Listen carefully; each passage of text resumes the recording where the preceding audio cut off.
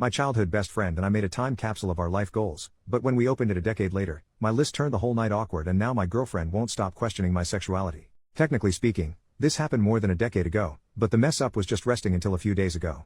I was a teenager when my friend and I came up with this idea to write a list of life goals on a piece of paper for our older selves.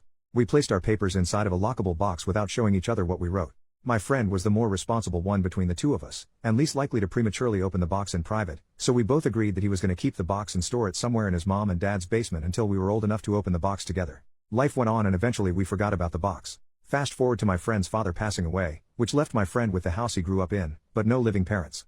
My friend made plans to turn the house into an Airbnb. I got an unexpected call from him a couple of weeks ago. We were no longer as close, so phone calls between us were somewhat uncommon. He informed me about his dad, the house, and then, he mentioned what he found in his mom and dad's basement. The box. I encouraged my friend to open the box at that moment and read what we wrote while we were on the phone, but he suggested that we make it more meaningful by meeting up and reading it in person. Cut to the two of us becoming the four of us at the meeting because our girlfriends also became invested and involved. So, there we all were, at my friend's parents' house, enjoying good food and good company. When the time came to open the box, everyone was pretty excited. My friend and I totally forgot what we wrote, so all of us were going in blind. A toolbox was required to open the box because the key for the padlock was nowhere to be found. My friend gave me his list and I gave him mine. Our girlfriends wanted it that way. I was the first to read. My friend had the following things on his list. 1. Fix my teeth. 2. Make money. 3. Learn other languages. 4. Travel. 5. Learn to cook. 6. Eat healthy. 7. Lose my virginity. 8. Study. 9. Teach. 10. Continue skateboarding until I die. My friend's list was fun for everyone. However, my friend seemed hesitant to read my list. As soon as he said it might be better if I read my list in private, all of us, including me, egged him on to just read the damn thing. My friend reluctantly read the following out loud. 1. Tell Josh I want to be his bottom. That was literally all I wrote. My friend, aka Josh, flipped the piece of paper so that all of us could see the drawing I made of the two of us screwing. No one seemed to know how to react. I attempted to break the awkward silence by pointing out that I was obviously joking when I wrote that. My friend backed me up and said it was totally in character for teenage me to make gay jokes at inappropriate times. Everyone kind of filed my list under boys will be boys and laughed it off. That being said, my girlfriend was not laughing during our drive home. She was too busy questioning me about my sexuality. She didn't stop with the questions until I finally confessed that I was in fact bisexual, which is something I've never actually shared with anyone. Needless to say, that revelation created tension between us, even though I've assured her that I'm not attracted to anyone else but her. Pessimism is telling me that I should brace myself for a breakup. Relevant comment. Honestly though, if she breaks up with you because you're bi and weren't ready to come out of the closet yet, she wasn't the one for you. OP. Agreed. If we end up going our separate ways, then we were not as meant for each other as I originally thought we were. Commenter number 2, seeing Josh again, did you feel more than friends? Even if it's potentially one-sided? OP. Short answer, kind of. Long answer, seeing him triggered years of memories, and each memory prompted a specific feeling, but most of what I was feeling was within the boundaries of our friendship. The suppressed memories I had of how attracted I was towards him as a teenager did creep in, and for a brief moment I did allow myself to appreciate how attractive he still was, but I didn't feel anything I would classify as blurring the lines of our friendship. First update, the next day, my girlfriend appears to be ghosting me now. Her responses to my messages have gone from one-word comments that took her forever to send, to nothing at all. My friend, on the other hand, has not stopped messaging me ever since the events in my previous post. Between my girlfriend ghosting me and my friend bombarding me with follow-up questions, I definitely feel like I messed up as a teenager when I decided to leave a note to my future self that exposed my sexuality. My friend sent me multiple messages to inform me that he's still friends with some of our former high school mates. He made me aware of that fact because he wanted me to understand why it made sense for him to share our decades-old list of life goals with other people. I had no problem with that at first because I assumed that everyone who knew me in high school would laugh at my list and add it to all the other dumb crap I've said and done as a teenager. According to my friend, our former high school buddies did in fact laugh, but they also added my gay joke or gag or whatever to their own little list of clues that apparently made them all doubt my straightness throughout high school. My friend said nothing about me ever made him question my sexuality, but he was beginning to feel like he might have missed something because it seemed like he was the only person in our circle of friends who never connected the dots. I didn't know how to respond to that, but I managed to answer every question he had for me as truthfully as possible. Yes, it was more than just a gay joke. Yes, I wanted to be more than friends. No, I didn't know our friends realized I had an inner twink. No, our friendship didn't fizzle out after high school because I had feelings for you. Yes, I'm into girls and guys. I could go on and on. My friend apologized for putting me on the spot and promised that he was going to make an effort to spend more time with me in person so that he can learn more about what makes me me. Like old times. But gayer, I guess. He also joked about hooking me up with his male friends in case my relationship comes to an end.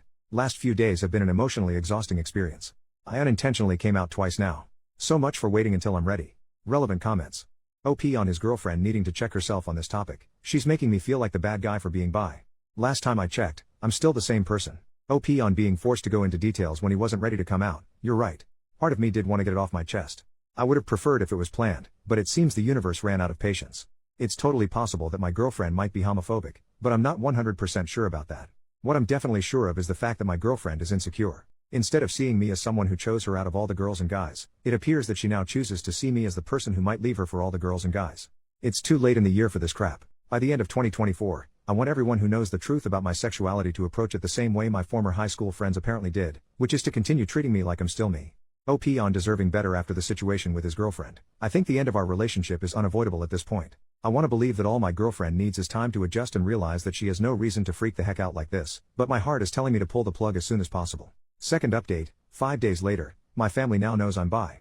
My girlfriend shared the news with her gym partner, aka my sister, who then informed our parents. I had no idea any of this was happening until I recently visited my mom and dad. What was supposed to be nothing more than the usual hey mom, hey dad, hey totally straight son, blah blah blah unexpectedly became an obvious case of there's an elephant in the room. As soon as my parents asked me how things were going with my girlfriend, I knew they knew. My mom and dad never really cared about who I dated, so for them to all of a sudden be interested in my relationship made me feel like something was up. When I asked my parents what was going on, my mom and dad looked at each other like they were telepathically trying to figure out who's going to take the lead.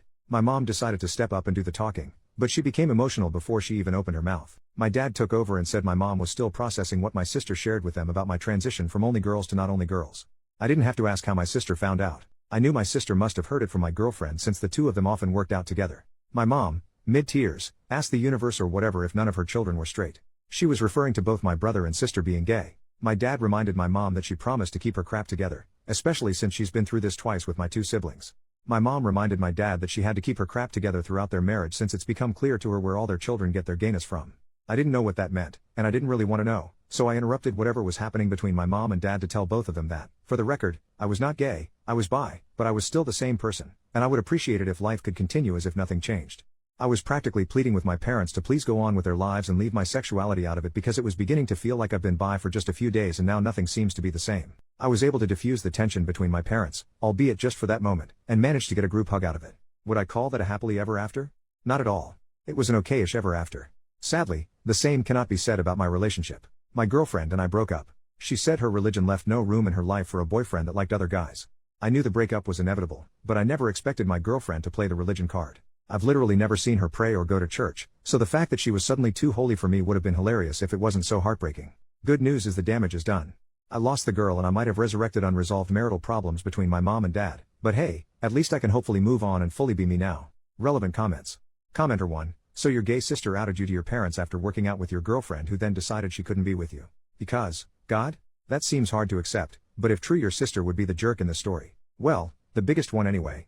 OP. The day my sister moved out of the house was one of the best days of my life. Sharing a house with her for years was an absolute nightmare. I'm convinced she poisoned our dog on purpose. That's how much of a psycho I believe she is.